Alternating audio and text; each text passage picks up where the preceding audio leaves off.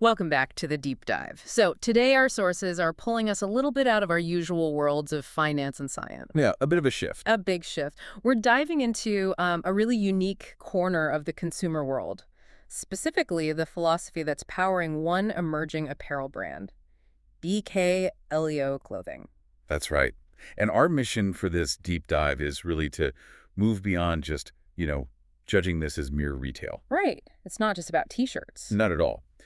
We're trying to treat it as a case study in applied psychology.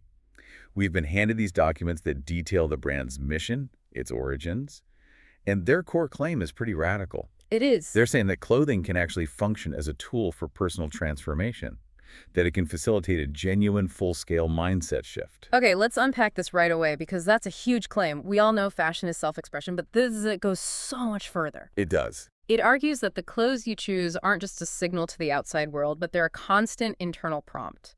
So the question we're tackling, based on these sources, is, can getting dressed truly be an act of psychological programming? Can what you wear be what you feel, deep in your soul every single morning? It's an approach that really taps into a modern desire, right? This craving for meaning in every single purchase. And as the source material makes very clear, that meaning started with the founder's own struggle. Absolutely. The origin story is it's foundational here. The brand wasn't sketched out in some boardroom or based on, predicting next year's hot color. No. The sources state that BK Clothing was literally born from real pain, real growth, and real transformation. It began with one person trying to pull themselves out of a very dark place. And that person, the founder, experienced what the documents describe as a season of identity crisis, burnout, and feeling lost. Something a lot of us can probably relate to. For sure. But instead of just retreating, the founders sought to create something tangible, a physical anchor, to remind them of who they were becoming, not the burnout victim they felt like in that moment. It's like a physical manifestation of a promise to yourself. Yeah. And that promise, it became an apparel line. The whole philosophy is so tied to that initial struggle, especially when you start to break down the name itself. The name is completely key to understanding the whole philosophy. LEO obviously symbolizes strength, courage, the lion. The king of the jungle. Right, the archetype of arrival and mastery. But it's the BK, the prefix, that's really interesting. It represents the journey before the glory. Okay. So if Leo is the goal, BK is the process. Precisely. The brand was purpose-driven from the very start to serve people who are building themselves from the inside out. So it's not for people who've already made it? Not primarily, no. It's apparel designed for those actively climbing, actively healing, or actively planning a comeback. It's all about using the present moment to affirm your future potential. I find that strategic focus on the process rather than the finished product just fascinating. The materials really emphasize that this clothing is for anyone walking through healing, growth, or a comeback. It's meant to be this daily internal affirmation, a concrete reminder that you're in the middle of a personal redefinition. And this is where we have to pause and really look at the underlying psychological claim. Right. Because moving from, a motivational T-shirt to a tool for radical personal transformation, that's a massive leap. Right. If I'm being skeptical, I'm thinking, is this just very, very sophisticated marketing, or is there genuine utility here? A fair question. And the sources title their discussion Mindset Armor, which really sets up this concept of protection and purpose. Okay, so let's ground this in something academic for a second. The brand's philosophical backbone, this idea that we become what we repeatedly tell ourselves, it taps directly into established psychological theories. Like what? Primarily self-affirmation theory, and even more directly, enclosed cognition. Enclosed cognition. Okay, let's explore that. How does putting on a hoodie relate to that? Well, enclosed cognition is a concept that was popularized by researchers like Dr. Hajo Adam and Adam Galinsky. And what they suggested is that clothing systematically influences the wearer's psychological processes. So not just how it feels on your skin. No, not at all. It's the symbolic meaning we attach to the clothes. That's the key. So their famous experiment was with a lab coat. If you give someone a lab coat and say it belongs to a painter, they don't perform any better on focus tasks. Okay.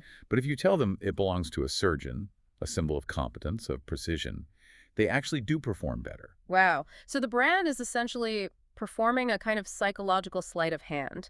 They are intentionally loading their apparel with the symbolic meaning of becoming, or courage, or persistence. Like The fabric itself doesn't change you, but the symbolic weight you assign to that fabric, that's what does the work. That is the utility they are selling. When someone chooses to wear an item from BKLEO, they are deliberately assigning the symbolic meaning of their future king or lion self to that item. And the item then acts as a prompt. A prompt, or what the sources call a mental cue, reinforcing that desired mindset every single time they see it in the mirror or even just feel the texture of it. That makes the specific slogans so much more interesting because they aren't just feel-good phrases anymore. They become these highly targeted cognitive triggers. Battle cries, as the source material calls them. Right, battle cries. And notice how they're strategically grouped. They aren't vague platitudes. You have messaging designed for resilience after trauma, like fearless to the bone, nothing breaks me. That's classic self-affirmation after adversity. Then you have something for the problem solvers, the innovators who feel a bit lost. With that slogan, Error 404, path not found, create your own. I love that one. It reframes being lost as an opportunity. It positions the wearer as an agent of change, not a victim of circumstance. And maybe the most direct example of this identity reinforcement is bones of a king, I was born to rule my path. I mean, that's a direct intervention in your own self-narrative. It's an assertion of control. And they have others, right? The sources quoted phrases like fear of failure cancels barriers and the overall mission statement, building my best self. All pushing that proactive stance. It really feels like they are selling a form of psychological discipline. You are choosing your affirmation for the day when you choose your shirt. Exactly. And if we connect this to the bigger picture, the garment is functioning not just as armor against, say, external judgment, Right. but as a defense against your own internal negativity. It reminds the wearer, I am still becoming. I am not my past. I am built for more. And that repeated affirmation, leveraging those principles of enclosed cognition, that's the actual product. It's a commitment device. That's the perfect term for it. You buy it, you wear it, and by doing so, you are committing publicly, or at least to yourself, to that mindset shift. But this brings up a critical question we have to ask, moving beyond the brand's own perspective for a moment. Okay. Is there a risk that this constant focus on becoming prevents you from embracing who you are now? That's a really powerful point. Does the pursuit of the lion self somehow invalidate the BK self? The person who's actually on the journey doing the hard work? Well, according to the sources, the brand tries to mitigate that by celebrating the process itself. Yeah. They frame that journey before the glory as the most defining characteristic. It's not about being perfect. It's about being persistent. And that's why their target audience isn't defined by, age or income, but by their current psychological state. So who is this tribe? Who makes up this community? The sources define them broadly, but meaningfully. It's anyone in the middle of a personal rebrand. A personal rebrand. Yeah. So this is the entrepreneur facing failures, the student overcoming a huge setback, the parent trying to reclaim their own identity after years of focusing on their kids. The materials are clear. The goal is to join a lifestyle centered on growth, not just to buy a look. And they reinforce that lifestyle with the names of their collections. They aren't just aesthetic. They're like phases of personal development. Exactly. Think about the progression. They have the Fearless Frequency collection, Okay. which Yeah. sounds like that initial call to action, right? Tuning into courage. Then you have Game Changer, which implies you're now actively participating, disrupting old patterns. And the last one. The Awakened collection, which suggests integration and a sort of higher state of consciousness. That's incredibly strategic. They're selling a sequential narrative. You move from finding the courage to making the moves to embodying the change. Every element is designed to facilitate the customer's own story about themselves. Which, raises an important question for us. How do customers validate this? It's one thing for a brand to sell a philosophy, but what is the actual evidence of impact? And the sources give us some compelling evidence. Quantitatively, we're told the brand has over 12,000 customers. 12,000 plus. And maybe more importantly, an overwhelming 91% of them would recommend the brand. That level of recommendation suggests the value they're getting goes way beyond the physical garment. And the anecdotal evidence, the quotes, they really bring the philosophy to life. We see customers articulating exactly how the clothing functions as a marker of their progress. Like the quote from Marcus. He directly links the apparel to his new self-image. He says, it reminds me every day that I'm not who I used to be. I'm stronger, more focused, and proud of my growth. That's the physical item serving as a boundary line between the past and the present. Then there's Ashley. She takes it a step further, focusing on forward motion. She says, every piece makes me feel like I'm stepping into my purpose. So it's moving from a reminder to a catalyst.